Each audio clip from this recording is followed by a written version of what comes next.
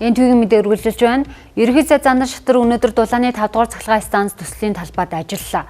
Тухайн төсөл Баянгол дүүргийн хуучнаар ТЭЦ 2 станцын үндсэн сангийн талбайд хэрэгжих юм. Ашиглалтад орсноор 300 мегаватт цахилгаан болон дулаан үйлдвэрлэх хүчин чадалтай юм. Шинэ станцыг усны хэрэглээг бууруулсан агаарын хөргөлтийн систем, хаягдал усаа дахин ашиглах технологи бүхий байгаль орчинд ээлтэй шийдэлтэй байхаар төлөвлөжээ. 100 мянган орчим айлаг цахилгаанаар 40 мянган айлаг дулаанаар хангах тооцоо гарсан. Үйлдвэрлэсэн цахилгаан эрчим хүчний 90% төвийн шүлжээнд нийлүүлж, үлдсэнийг нь дотоод хэрэглээнд зарцуулах юм. За ерөнхий сайдын өгсөн хугацаатай үргийн дагуу газар шороны ажил энэ 2 дугаар сарын 15-наас эхэлнэ. Эхний ээлжинд 1961 онд ашиглалтанд орсон 2 дугаар цахилгаан станцын 65 жилийн турш хуримтлагдсан үнсийг зайлуулах юм.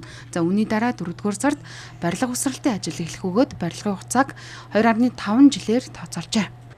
За яг албан ёсоор барилгын ажил бол энэ оны 4 дугаар сарын 21-ний өдөр эхэлнэ.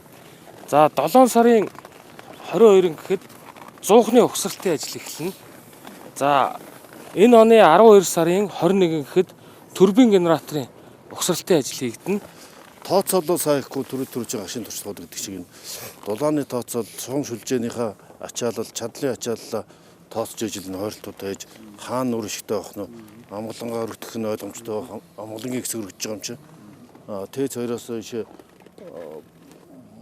5 шарлуу нийлүүлж байгаа юм бол Москва хараа төрөл нийлж байгаа юм бол бас тэр шугам ачаал ямар байх нь, өргөтгөл ямар байх нь.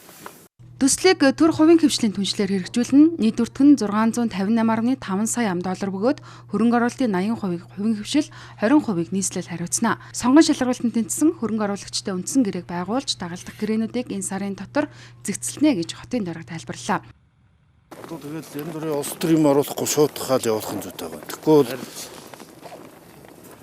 2000 оны үед Шивэ аваагийн цахилгаан станцыг гацаасан.